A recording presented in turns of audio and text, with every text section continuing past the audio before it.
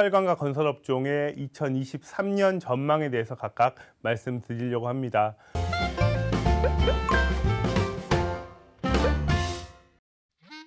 안녕하세요. 삼성증권 리서치센터에서 철강과 건설업종을 담당하고 있는 백재승입니다. 저는 오늘 철강과 건설업종의 2023년 전망에 대해서 각각 말씀드리려고 합니다. 우선 철강 산업부터 먼저 말씀을 드리겠습니다. 철강 산업 2022년에 정말 많은 부침을 겪었었는데요. 특히나 최근에는 수요 부진 우려로 철강 업종의 둔화세가 좀 이어지고 있는 상황입니다.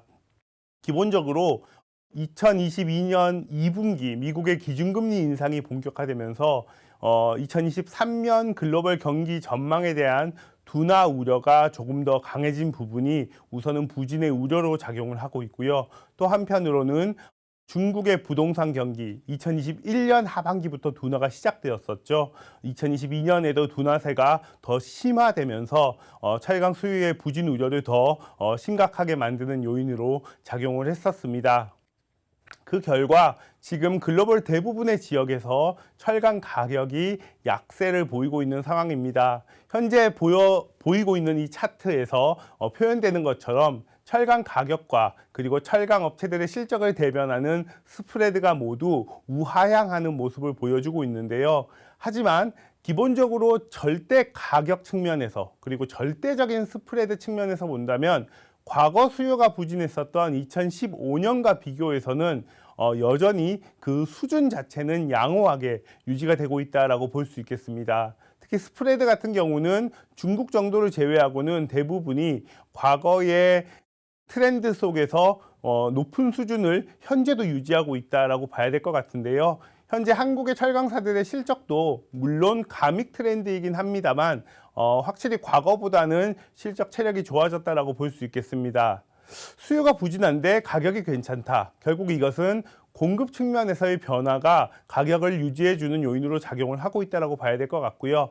지난 10년간의 공급 과잉이 심화되는 트렌드에서 벗어나서 철강 업종이 이제는 공급 과잉이 완화되는 사이클로 접어들었다라는 것을 현재 가격으로 저희는 알 수 있고요. 결국에 이것이 2023년에도 지속이 되면서 철강의 주가를 방어하는 요인으로 오히려 공급이 작용을 할 것 같습니다. 실제로 중국 정부가 2021년부터 친환경 정책에 기반해서 생산량을 조절하겠다라고 얘기를 했었고요. 2021년에 그 약속을 잘 지켰었죠. 2022년 들어와서 과연 약속이 지켜질까 우려가 있었지만 실제로 2022년 현재까지도 연간 생산량의 흐름을 놓고 본다면 전년과 크게 차이가 없는 수준으로 유지가 잘 되고 있습니다. 약속이 잘 지켜지고 있다라고 저희는 판단을 하고 있고 공급 과잉이 완화되는 사이클로 접어들게 된 계기로서 작용했다라고도 생각을 하고 있습니다. 여기 오른쪽에 보시는 차트에서 실제로 한국과 중국의 철강 가격의 격차가 작년 5월을 기점으로 많이 벌어진 그런 모습을 볼 수 있을 텐데요. 지금도 이러한 격차가 잘 유지가 되고 있습니다. 중국 정부가 철강의 생산을 제한하기 위해서 수출도 함께 제한하는 정책을 작년 5월부터 펼치기 시작했었고 그 효과가 지금도 잘 유지가 되고 있다는 것인데요. 결국에는 한국의 철강 가격이 중국보다 훨씬 비싸게 잘 거래가 되고 있고 이것이 한국 철강사들의 실적 체력을 더 높여주는 효과로 지금 발현이 되고 있기 때문에 한국 철강 업체들의 실적 체력은 확실히 과거보다는 나아졌다라고 볼 수 있겠습니다.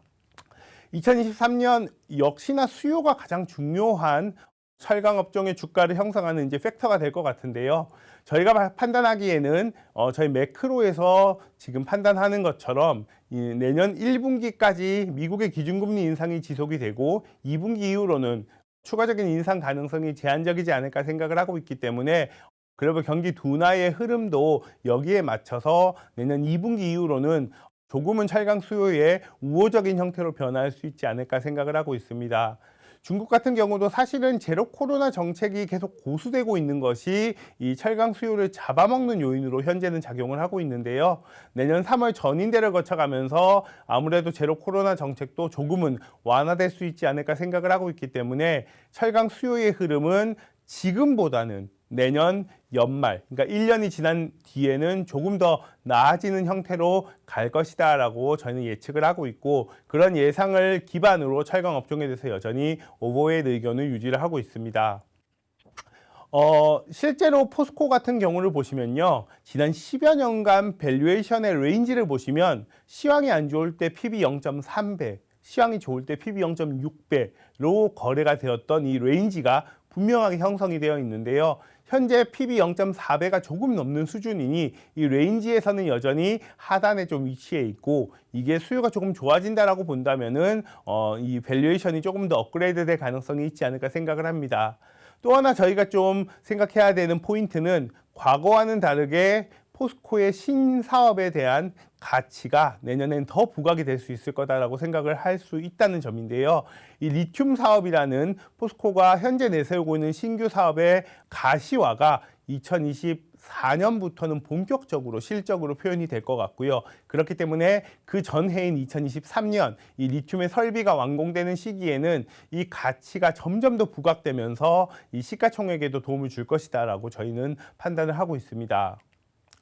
실제로 포스코는 지금까지 투자를 하고 2024년의 실적으로 보여질 수 있는 리튬에 대한 투자를 현재까지 한 2조 원 정도 캐펙스를 사용을 하고 있는데요. 거기다가 지난 10월에는 아르헨티나의 2단계 투자를 발표하면서 1.5조 원을 추가로 투자해서 리튬의 캐파를 늘리겠다라고 또 발표를 했습니다. 이러한 포스코홀딩스의 지속적인 리튬에 대한 투자가 결국에는 기업 가치에 도움을 주지 않겠느냐라고 생각을 하고 있습니다. 현재 글로벌 시장에서 리튬을 생산하고 판매하는 주요 업체들의 실적을 한번 보시면요, 현재 영업이익률이 50% 이상 나올 정도로 굉장히 높은 수익성을 향유하고 있습니다. 물론 리튬 가격 자체가 워낙 많이 올랐기 때문에 이런 수익성이 가능하다라고 볼 수도 있겠지만, 실제로 이 업체들은 전부 다 리튬의 염호나 광산과 같은 원재료를 소싱받을 수 있는 자산을 직접 보유를 하고 있습니다. 그렇기 때문에 이런 수익성이 가능하다고 보여지고 있는데요. 포스코도 아르헨티나 염호 지분을 100% 보유를 하고 있기 때문에 이런 자산 베이스로 리튬 가격에 대한 수혜를 이런 피어들과 비슷하게 누릴 수 있지 않을까 미루어 짐작할 수 있을 것 같습니다.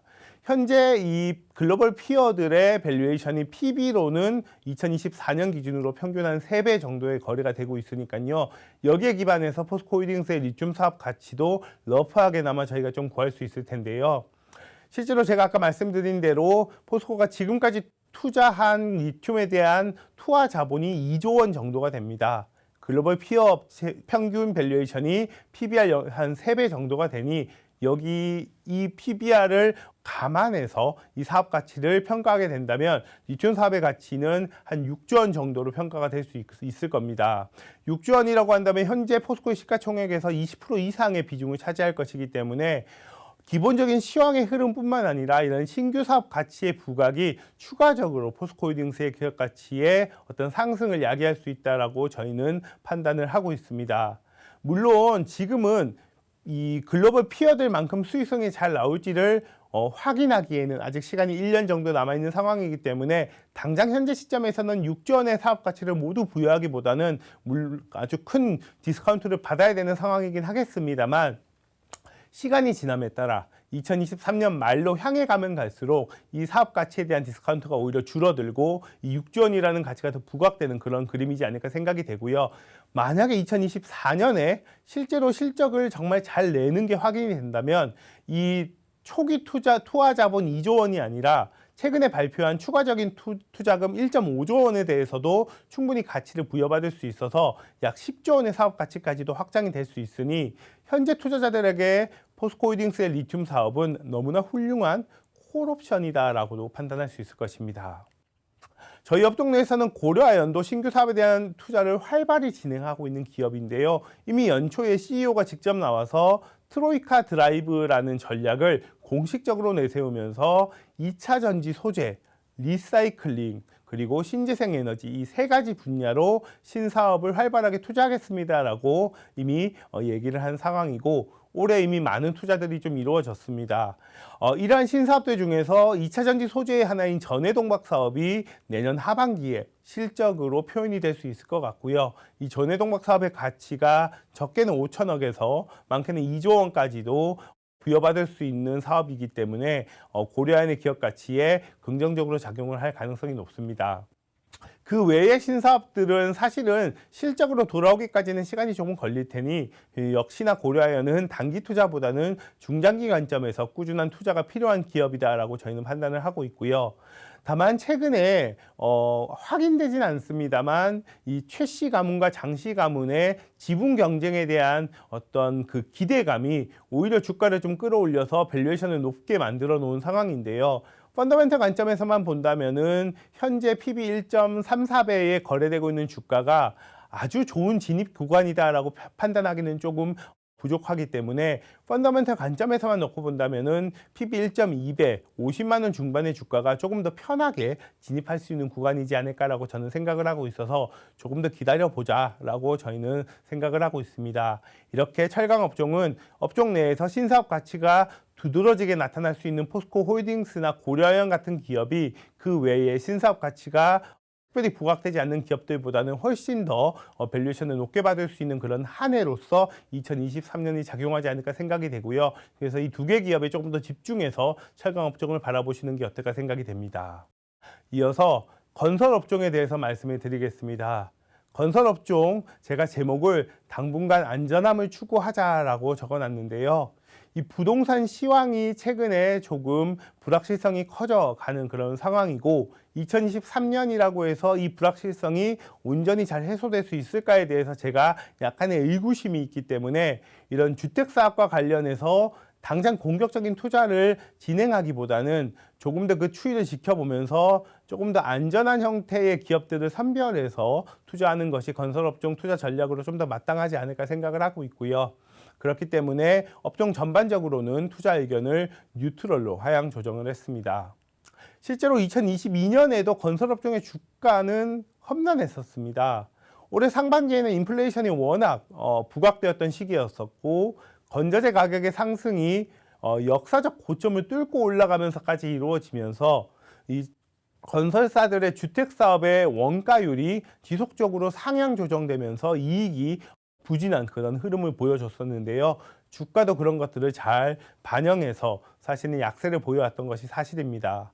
하반기에 들어와서 인플레이션이 조금 잠잠해지지 않을까 기대를 했었지만 이제는 금리의 상승이 본격화되면서 부동산 가격이 흔들리기 시작을 했고요. 이런 부동산 가격의 하락이 건설사들의 이제 분양 물량과 매출, 심지어는 우발 채무 리스크까지도 고조시키는 요인으로 좀 작용을 하고 있기 때문에 기본적으로 건설업종은 2023년에도 이 주택 쪽으로서는 모멘텀이 강하게 회복하기는 좀 힘들지 않을까 생각이 됩니다. 실제로 부동산 가격의 흐름을 한번 보시면요. 2014년을 바닥으로 지난 8년간의 가격 상승을 뒤로하고 최근에 가격이 둔화되는 모습으로 나타나고 있습니다. 가장 핵심은 당연히 금리 상승이라고 생각을 하고 있고요. 고금리 기조가 지속되는 한 이 부동산의 매수 수요의 둔화는 불가피하고 그렇기 때문에 이미 위축된 거래량의 회복 그리고 가격의 회복은 어느 정도 시간이 걸리지 않을까 생각이 됩니다. 건설사들의 매출을 직접적으로 가늠하는 분양 물량 같은 경우가 올해 사실 작년과 비교해서 아주 크게 차이가 나진 않습니다만 대형 건설사들이 연초에 제시했던 분양 물량 가이던스는 사실 지금 지켜지지 않고 있는 상황이고요. 아마 이런 트렌드라면 내년 분양 물량은 올해 대비 감소할 가능성이 높지 않을까라고 생각이 됩니다. 더불어서 아직 절대적인 수준으로는 과거 대비 여전히 낮다라고 볼 수 있겠습니다만 이 미분양 재고의 가파른 증가세는 여전히 관전 포인트가 될 것 같습니다. 부동산 가격이 회복되지 않는 한 이 미분양 재고가 줄어들기보다는 당분간 늘어날 가능성이 높다라는 점이 이 건설사들이 사업을 영위하는 데 있어서는 리스크 요인으로 좀 작용을 할 것으로 보고 있습니다. 이미 금리도 계속 올라가고 있는 상황인데요. 실제로 미국의 기준금리 인상은 내년 2분기 이후로는 좀 제한적이지 않을까 생각은 됩니다만 실제로 부동산 경기의 회복은 금리 인상이 멈추는 것 이상으로 금리가 인하되는 사이클이 다시 도래하여야 가격이 회복될 수 있을 거라고 저는 생각을 하고 있는데, 내년에 금리 인상은 멈추겠지만 고금리 자체는 좀 지속이 되면서 부동산 시황의 회복을 조금 지연시키는 요인으로 작용하지 않을까 생각하고 있습니다. 최근에는 레고랜드 사태 이후로 우발 채무 리스크도 많이 불거져 있는 상황인데요. 대형 건설사 위주로만 본다면 확실히 과거 대비해서는 우발 채무와 관련한 리스크는 줄어들어 있다라고 봐야 될 것 같습니다. 실제로 여기 왼쪽에 보시는 것처럼 우발 채무 규모 자체가 10년 전 대비해서 많이 줄어든 상태이기도 하고요. 오른쪽에 보시는 것처럼 최근까지 좋았던 부동산 시황에 근거해서 건설사들이 주택사업에서 돈을 많이 벌어왔었기 때문에 재무구조도 나름 튼튼해져 있다는 점에서 과거 대비해서는 리스크는 줄어들었다라고 볼 수 있습니다. 최근에는 이제 정부의 어떤 지원하에서 그 단기 자금 조달 시장의 경색도 약간은 풀려나가는 그런 그림이 있기 때문에 리스크가 엄청 큽니다. 대형 건설사들 위험합니다. 이렇게 얘기할 수 있는 그런 근거는 많지는 않습니다만, 늘 그렇듯 우발 채무는 현장별 리스크이기 때문에 어떤 현장에서 어떤 식으로 리스크가 터져나갈지 모른다라는 측면에서는 아직까지는 조금 보수적으로 바라봐야 되는 그런 이슈이지 않을까 생각을 하고 있습니다. 만약에 이 주택 플레이어들로 포트폴리오를 꾸려야만 한다면 아무래도 지금은 대형 건설사 위주로 꾸리는 게 조금 더 안전하지 않을까 생각이 됩니다. 결국에는 주택 사업에 대해서 제가 조금은 보수적인 의견을 말씀을 드리고 있고요. 다만 8년 동안의 부동산 가격의 상승 속에서 정말 건설업종 내에 많은 건설사들이 해외보다는 국내 주택 사업에 훨씬 집중해서 사업을 전개해 왔었기 때문에 이렇게 커져버린 주택사업의 익스포저가 이 부동산 시황의 둔화와 더불어서는 조금 리스크 요인이 될 수 있어서 투자 의견을 전반적으로는 뉴트럴로 하향 조정을 했습니다. 그리고 이러한 상황이기 때문에 더더욱 국내보다는 해외 수주에 집중하는 업체들이 당분간은 조금 더 각광을 받지 않을까 생각이 되는데요. 특히 2022년에 GDP 증가율을 한번 보시면요. 유일하게 2021년보다 절대적인 증가율 자체가 더 커져버린 지역은 중동 지역이 거의 유일한 것 같습니다. 고유가 시대를 맞이해서 재정 여력이 풍부해졌다라고 봐야 될 것 같은데요. 이렇게 풍부해진 재정 여력으로 미래를 준비해야 되는 중동 국가들이기 때문에 2023년에는 아무래도 건설사들을 향한 발주가 늘어날 가능성이 높지 않을까 생각이 됩니다. 전통적인 가스 처리 설비나 화학 설비와 같은 EPC 설비에 대한 발주도 늘어날 것 같고요. 최근에 이슈가 됐던 사우디 네옴시티와 같은 인프라나 도시 개발에 대한 투자도 확대가 될 가능성이 높다라고 보고 있습니다. 국내 대형 건설사들 중에서도 지금 현재 해외 수주를 늘리겠다라고 강하게 의지를 보이고 있는 기업이 과거 대비해서 많이 줄어들어 있는 상황이고요. 주택사업을 영위하지 않는, 그래서 해외 EPC를 꾸준히 추진해야만 하는 삼성 엔지니어링과 사우디 네옴시티와 같은 도시개발 쪽에 강점이 있는 현대건설 정도가 그래도 해외 수주에 대한 의지가 여전히 강하게 부각되고 있는 기업들입니다. 그래서 건설업종 내에서 이 두 개 기업에 조금 더 집중해서 이제 투자 전략을 꾸려야 되지 않을까 생각을 하고 있고요. 특히나 현대건설은 어쨌든 주택사업을 함께 영위를 하고 있다 보니 조금 더 안전한 선택지는 삼성 엔지니어링이 될 수 있겠다라고 저희는 판단을 하고 있습니다. 현재 수주 파이프라인도 과거보다 조금 더 다양해진 것도 이 삼성 엔지니어링을 조금 흥미롭게 볼 수 있는 관전 포인트이지 않을까 생각이 됩니다. 실제로 2022년에 수익성의 흐름을 한번 보시면요. 건설사들 중에서 대부분이 주택사업 때문에 이익률이 전년 대비 내려가는 그림을 보여줬었는데요. 삼성 엔지니어링은 그래도 견고하게 수익성이 유지가 되면서 현재 영위하고 있는 프로젝트들의 수익성은 충분히 괜찮다라는 것을 보여주고 있습니다. 유일하게 수주만 잘 받으면 기업 가치의 추가적인 증대가 가능하다라는 것을 저희는 알 수 있는데요. 현재 삼성 엔지니어링이 PE 10배 수준의 거래가 되고 있으니 히스토리컬 밸류에이션 측면에서도 아주 큰 부담은 없다라고 저희는 이제 생각을 하고 있고요. 그렇기 때문에 당분간 주택 시황의 어려움을 겪을 수밖에 없는 건설업종 내에서는 그런 주택사업을 피해갈 수 있는 삼성 엔지니어링, 그리고 조금 더 열어본다면 사우디 네옴시티를 기대할 수 있는 현대건설 정도가 좀 좋은 대안이 되지 않을까 생각이 됩니다. 제가 오늘 준비한 이 철강과 건설 업종의 2023년 연간 전망에 대한 내용은 여기까지입니다. 감사합니다.